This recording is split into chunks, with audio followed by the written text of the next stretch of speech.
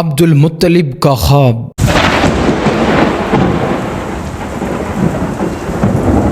عبد المطلب کا منت بھول جانا۔ حضرت عبد المطلب نے کرے ڈالے۔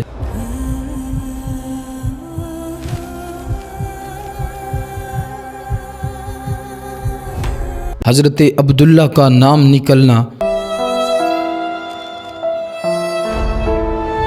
حضرت عبداللہ کی جان کے بدلے 100 اونٹ اللہ کے راستے میں قربان کرنا۔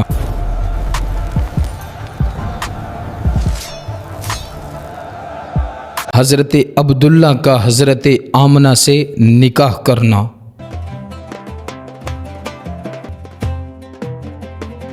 عبد المطلب کو یہ حکم اس وقت دیا گیا جب وہ اپنی منت بھول چکے تھے۔ خواب میں ان سے کہا گیا منت پوری کرو۔ انہوں نے ایک مینڈا ذبح کر کے غریبوں کو کھلا دیا۔ پھر خواب آیا اس سے بھی بڑی قربانی پیش کرو۔ اس مرتبہ انہوں نے ایک بیل ذبح کر دیا۔ خواب میں پھر یہی حکم دیا گیا اس سے بھی بڑی قربانی پیش کرو۔ اب انہوں نے اونٹ ذبح کیا۔ پھر خواب آیا اس سے بھی بڑی چیز پیش کرو، اس سے بھی بڑی قربانی پیش کرو۔ انہوں نے پوچھا اس سے بڑی کیا چیز ہے؟ تب کہا گیا اپنے بیٹوں میں سے کسی ایک کو ذبح کرو جیسا تم نے منت مانی تھی۔ اب انہوں نے اپنی منت یاد کی۔ اب انہیں اپنی منت یاد آئی۔ اپنے بیٹوں کو جمع کیا، ان سے منت کا ذکر کیا۔ سب کے سر جھک گئے، کون خود کو ذبح کرواتا؟ آخر عبداللہ بولے ابا جان آپ مجھے ذبح کر دیں۔ یہ سب سے چھوٹے تھے، سب سے خوبصورت تھے، سب سے زیادہ محبت بھی عبد المطلب کو انہی سے تھی، لہٰذا انہوں نے قراندازی کرنے کا ارادہ کیا۔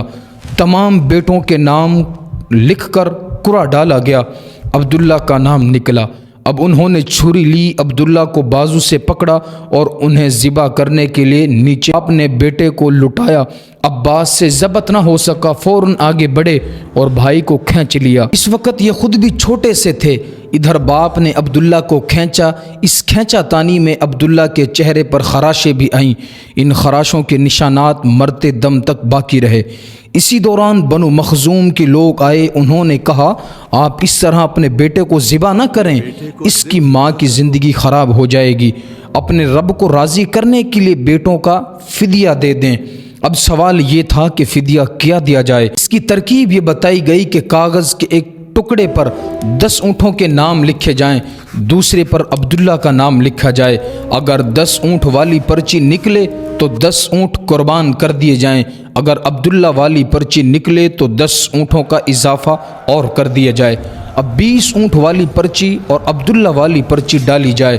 اب اگر 20 اونٹ والی پرچی نکلے تو 20 اونٹ قربان کر دیے جائیں، ورنہ 10 اونٹ اور بڑھا دیے جائیں۔ اس طرح 10 کر کے اونٹ بڑھاتے جائیں۔ عبد المطلب نے ایسا ہی کیا، 10 اونٹ بڑھاتے چلے گئے۔ ہر بار عبداللہ کا نام نکلتا چلا گیا، یہاں تک کہ اونٹوں کی تعداد 100 تک پہنچ گئی۔ تب کہیں جا کر اونٹوں والی پرچی نکلی۔ اسی طرح ان کی جان کے بدلے 100 اونٹ قربان کیے گئے۔ عبد المطلب کو اب پورا اطمینان ہو گیا کہ اللہ تعالیٰ نے عبداللہ کے بدلے 100 اونٹوں کی قربانی کو منظور کر لیا ہے۔ انہوں نے کعبے کے پاس 100 اونٹ قربان کیے اور کسی کو کھانے سے نہ روکا۔ سب انسانوں، جانوروں اور پرندوں نے ان کو کھایا۔ امام ظاہری کہتے ہیں کہ عبد المطلب پہلے آدمی ہیں جنہوں نے آدمی کی جان کی قیمت 100 اونٹ دینے کا طریقہ شروع کیا۔ اس سے پہلے 10 اونٹ دیے جاتے تھے۔ اس کے بعد یہ طریقہ سارے عرب میں جاری ہو گیا، گویا قانون بن گیا کہ ہر آدمی کا فدیہ 100 اونٹ ہے۔ نبی کریم صلی اللہ علیہ وسلم کے سامنے جب یہ ذکر آیا تو آپ نے اس فدیہ کی تصدیق فرمائی، یعنی فرمایا کہ یہ درست ہے، اور اسی بنیاد پر نبی کریم فرماتے ہیں کہ میں 2 ذبیح ہوں، یعنی حضرت اسماعیل علیہ السلام اور حضرت عبداللہ کی اولاد ہوں۔ حضرت عبداللہ قریش میں سب سے زیادہ حسین تھے، ان کا چہرہ روشن ستارہ کی مانند تھا۔ قریش کی بہت سی لڑکیاں ان سے شادی کرنا چاہتی تھیں، مگر حضرت عبداللہ کی حضرت آمنہ سے شادی ہوئی۔ حضرت آمنہ وہب بن عبد مناف بن زہرہ کی بیٹی تھی۔ شادی کے وقت حضرت عبداللہ کی عمر 18 سال تھی۔ یہ شادی کے لیے اپنے والد کے ساتھ جا رہے تھے۔ راستہ میں ایک عورت کعبہ کے پاس بیٹھی نظر آئی۔ یہ عورت ورقہ بن نوفل کی بہن تھی۔ ورقہ بن نوفل قریش کے ایک بڑے عالم تھے۔ ورقہ بن نوفل سے ان کی بہن نے سن رکھا تھا کہ وقت کے آخری نبی کا ظہور ہونے والا ہے، اور ان کی نشانیوں میں سے ایک نشانی یہ ہوگی کہ ان کے والد کے چہرے میں نبوت کا نور چمکتا ہوگا۔ جو ہی اس نے عبداللہ کو دیکھا، فوراً اس کے ذہن میں یہ بات آ گئی۔ اس نے سوچا ہو نہ ہو یہ وہی شخص ہے جو پیدا ہونے والے نبی کے باپ ہوں گے۔ چنانچہ اس نے کہا، اگر تم مجھ سے شادی کر لو تو میں بدلہ میں تمہیں اتنے ہی اونٹ دوں گی جتنی تمہاری جان کے بدلے میں ذبح کیے گئے تھے۔ اس پر انہوں نے جواب دیا، میں اپنے باپ کے ساتھ ہوں، ان کی مرضی کے خلاف کچھ نہیں کر سکتا، نہ ان سے الگ ہو سکتا ہوں، اور میرے والد باعزت آدمی ہیں، اپنی قوم کے سردار ہیں۔ بہرحال ان کی شادی حضرت آمنہ سے ہو گئی۔ اب قریش کی عورتوں میں نسب اور مقام کے اعتبار سے افضل تھیں۔ حضرت آمنہ حضرت عبداللہ کے گھر آ گئیں۔ اب آپ فرماتی ہیں، جب میں ماں بننے والی ہوئی تو میرے پاس ایک شخص آیا، یعنی ایک فرشتہ انسانی شکل میں آیا۔ اس وقت میں جاگنے اور سونے کے درمیانی حالت میں تھی۔ عام طور پر اس حالت کو غنودگی کہا جاتا ہے۔ اس نے مجھ سے کہا تمہیں معلوم ہے تم اس امت کی سردار اور نبی کی ماں بننے والی ہو۔ اس کے بعد وہ پھر اس وقت آیا جب نبی اکرم صلی اللہ علیہ وسلم پیدا ہونے والے تھے۔ اس مرتبہ اس نے کہا، جب تمہارے ہاں پیدائش ہو تو کہنا میں اس بچے کے لیے اللہ کی پناہ چاہتی ہوں، ہر حسد کرنے والے کے شر اور برائی سے۔ پھر تم اس بچے کا نام محمد رکھنا، کیونکہ ان کا نام توریت میں احمد ہے، اور زمین اور آسمان والے ان کی تعریف کرتے ہیں، جبکہ قرآن میں ان کا نام محمد ہے اور قرآن ان کی کتاب ہے۔ ایک روایات کے مطابق فرشتے نے ان سے یہ کہا، تم وقت کے سردار کی ماں بننے والی ہو۔ اس بچے کی نشانی یہ ہوگی کہ اس کے ساتھ ایک نور ظاہر ہوگا جس سے ملک شام اور بصرہ کے محلات بھر جائیں گے۔ جب وہ بچہ پیدا ہو جائے گا تو اس کا نام محمد رکھنا، کیونکہ توریت میں ان کا نام احمد ہے کہ آسمان اور زمین والے ان کی تعریف کرتے ہیں، اور انجیل میں ان کا نام احمد ہے، آسمان اور زمین والے ان کی تعریف کرتے ہیں، اور قرآن میں ان کا نام محمد ہے۔ حضرت عبداللہ کے چہرے میں جو نور چمکتا تھا، شادی کے بعد وہ حضرت آمنہ کے چہرے میں آ گیا تھا۔ امام ظاہری فرماتے ہیں، حاکم نے یہ روایات بیان کی ہے اور اس کو صحیح قرار دیا ہے کہ صحابہ رضی اللہ عنہم نے حضور نبی کریم صلی اللہ علیہ وسلم سے عرض کیا، اے اللہ کے رسول، ہمیں اپنے بارے میں کچھ بتائیے۔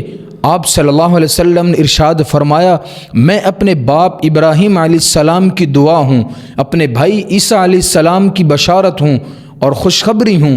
جب میں اپنی والدہ کے شکم میں آیا تو انہوں نے دیکھا گویا ان سے ایک نور ظاہر ہوا ہے جس سے ملک شام میں بصرہ کے محلات روشن ہو گئے۔ حضرت آمنہ نے حضرت حلیمہ سعدیہ سے فرمایا تھا، میرے اس بچے کی شان نرالی ہے، یہ میرے پیٹ میں تھے تو مجھے کوئی بوجھ اور تھکن محسوس نہیں ہوئی۔ حضرت عیسیٰ علیہ السلام وہ آخری پیغمبر ہیں جنہوں نے آپ علیہ السلام کی آمد کی خوشخبری سنائی ہے۔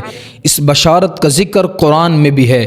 سورۃ الصف میں اللہ تعالیٰ فرماتے ہیں، اور اسی طرح وہ وقت بھی قابل ذکر ہے جبکہ عیسیٰ ابن مریم علیہ السلام نے فرمایا کہ اے بنی اسرائیل، میں تمہارے پاس اللہ کا بھیجا ہوا آیا ہوں، مجھ سے پہلے جو تورات آ چکی ہے میں اس کی تصدیق کرنے والا ہوں، اور میرے بعد جو ایک رسول آنے والے ہیں ان کا نام مبارک احمد ہوگا، میں ان کی بشارت دینے والا ہوں۔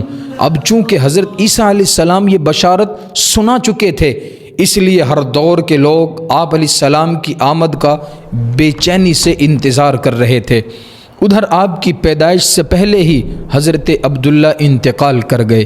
سابقہ کتب میں آپ کی نبوت کی ایک علامت یہ بھی بتائی گئی کہ آپ کے والد کا انتقال آپ کی ولادت سے پہلے ہو جائے گا۔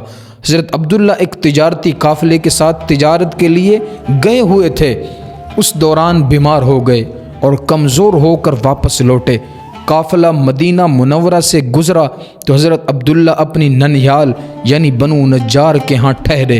ان کی والدہ بنو نجار سے تھیں۔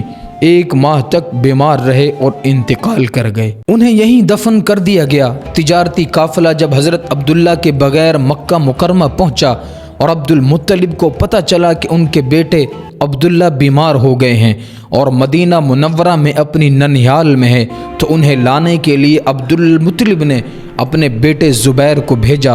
جب یہ وہاں پہنچے تو عبداللہ کا انتقال ہو چکا تھا۔ مطلب یہ کہ آپ اس دنیا میں اپنے والد کی وفات کے چند ماہ بعد تشریف لائے۔